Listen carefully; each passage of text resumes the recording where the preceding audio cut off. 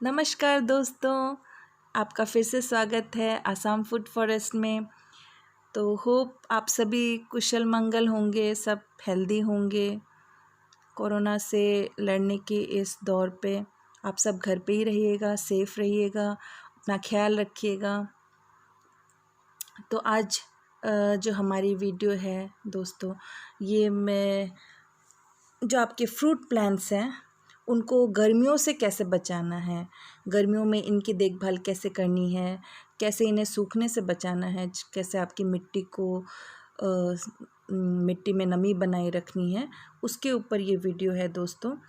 तो अगर आप इसमें इंटरेस्टेड हैं तो मेरे साथ बने रहिए।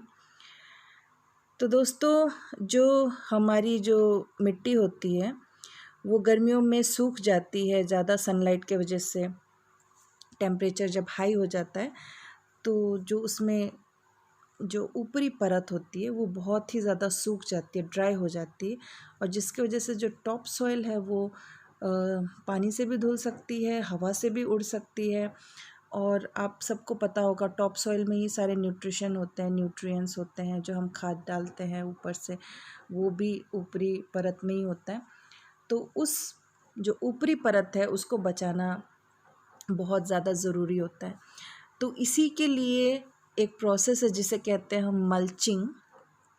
तो मल्चिंग की जाती है दोस्तों। अक्सर आपने देखा होगा जो हम नए पौधे अपने गार्डन में लगाते हैं, गर्मियों में खासकर उनका ख्याल रखना बहुत मुश्किल हो जाता है। अगर रोज़ाना वाटरिंग ना की जाए, अगर आप भूल जाएं या फिर आप कहीं आउटडोर चले जाएं, तो फिर कभी कभी आके वापस लौटने के बाद आप देखते हैं वो पौधा सूख गया है, क्योंकि वो डिहाइड्रेट हो जाता है, उसमें नमी नहीं रहती, जिसकी वजह से पत्ते पीले हो जाते हैं, डालियाँ सूख जाती है।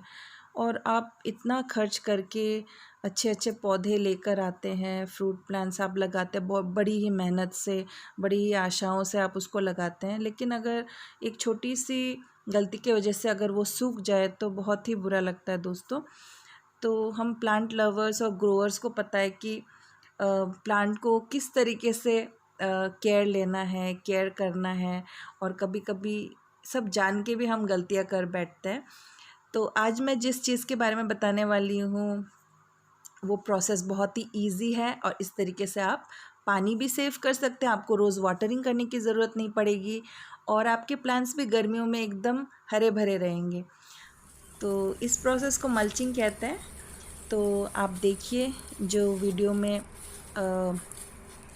ये भाई कर रहे हैं, तो ये सूखे पत्ते और सूखी डालियाँ जो हमने वीडिंग करने के दौरान उसको साइड में रख दिया था, धूप में सुखा दिया था, हमने जो अपने गार्डन की जो वीड थी उसको सुखा दिया था, तो इसी सूखे पत्ते डालियाँ जो भी था वीड्स का, उसी से हमने ये मल्च तैयार किया है, या सूखा के इसको ऐसे तोड़ के फिर इसको यहाँ पे बिछा दिया है। तो ये आम के पेड़ के पास, ये आम का पौधा बहुत ही छोटा है अभी, और कुछ दिन पहले ही मैंने लगाया था। तो इसके चारों तरफ इसको इस तरीके से डालना है। आपको इस बात का ध्यान रखना है दोस्तों, इसको मल्चिंग करते समय, कि इसका जो मल्च आप डाल रहे हैं, आप धान की पराली या फिर सूखे पत्ते जो भी आपके पास अवेलेबल है उसको डाल सकते हैं, उसको प्लांट पे लगने ना दें। प्लांट से आप कम से कम 4-5 सेंटीमीटर दूर, या कम से कम 10 सेंटीमीटर दूर पे रखें इसको, ताकि वो प्लांट के स्टेम पे नहीं लगना चाहिए, ताकि वो पानी नमी जो उसमें है वो उसमें लग के उसमें कोई फंगस की ग्रोथ ना हो। दोस्तों, इस मल्चिंग करने के बहुत बेनिफिट्स हैं। एक तो सबसे बड़ा बेनिफिट ये होता है कि आपके वीड्स की ग्रोथ को रोक देता है, यानी जो खरपतवार है उनकी ग्रोथ को स्लो कर देता है। आपने अगर मल्चिंग अगर बहुत थिक की है, जैसे कि 2.5 से 3 इंच ऊंची अगर मल्चिंग कर सकते हैं आप, तो बहुत अच्छी है। आप उसमें सूखे धान की पराली, सरसों की पराली, ये सब यूज़ कर सकते हैं, सूखे हुए पत्ते यूज़ कर सकते हैं। ये बहुत बेनिफिट्स होते हैं दोस्तों। तो सबसे बड़ा बेनिफिट तो ये आर्द्रता को बनाए रखता है, जिससे कि आपको बार बार वाटरिंग करने की ज़रूरत नहीं पड़ती। और दूसरी बात ये कि ये सूक्ष्म जीव जो अंदर रहते हैं इनको बढ़ने में मदद करता है। और जैसे जैसे इसमें सूक्ष्म जीवों की वृद्धि होती है, जैसे फंगस वगैरह की ग्रोथ अच्छी हो जाती है इसके अंदर, तो वैसे वैसे ये धीरे धीरे सड़ने गलने और मिट्टी को उपजाऊ बनाने लग जाता है। तो इसके लाभ ही लाभ है दोस्तों।